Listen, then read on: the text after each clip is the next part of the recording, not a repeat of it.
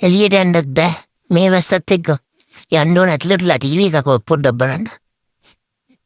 අම්මා උන්ට ඉඳගෙන පොඩ්ඩක් බලන්න ටීවී එක.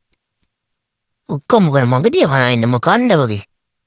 මම මේ ටීවී එක බලන්න උඹලයි මගදිය බලන්නේ. මේ අතත් කානෝ ඒ ඇස්සේ. අතල්ලේ ටීවී එක පොඩ්ඩක් බලන්න මේ වැස්සත් එක්ක එළියට යන්න දා ඉතින් අත ඉල්ලනවා. ඕකනේ බැරි පාඩු වැඩ කරගෙන හිටපන් ගුවන්. එහෙම වහිනවා. මොකද අනේ මන්ද. අත කහනවා ඇයි දන්නේ මොකක්ද දන්නේ. රාම ගණ්ඩක් බැලුණා මේ දවස් ටිකේම එළියට. ගියාම අතල්ලේ පුඩක් ගිරලා එන්න තිබ්බා. අනේ අම්මේ මේ පුටුවේ ඉන්නවල බලුවා අතල්ලෙක් නෙන්නේ. අන්තිකත් කාම ඉන්න බෑ. මොකද දන්නේ ලෙඩක් වද්ද මන් දන්නේ හොඳ. ලාවකට බයක් හිටිනවා.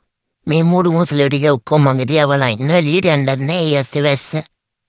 මම එක්කන යන්නෙත් නෑ ටීවී බලන්න දෙන්නේ නෑ. අඩේ කවුද වෙනවනේ කවුරු හරි නෑනේ අප්පතාමත් වැස්ස.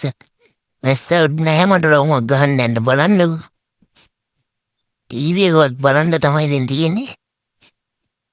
මෝඩු මොසලේ වගේ ඔක්කොම මගේ තියා බලලා ඉන්නවා. මේ දවස්වල හරි කම්මැලි. කටිකර වැස්සනින්ද එළියටවත් යන්නේ නෑ.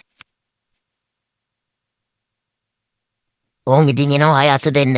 මේ මොකෙද්ද මේ? අත දෙන්නේ නම් බෙල්ලද ගාලා මාව රවට්ටන්න එපා. පොඩ්ඩක් අත දෙන්නම්කෝ ඉතින්.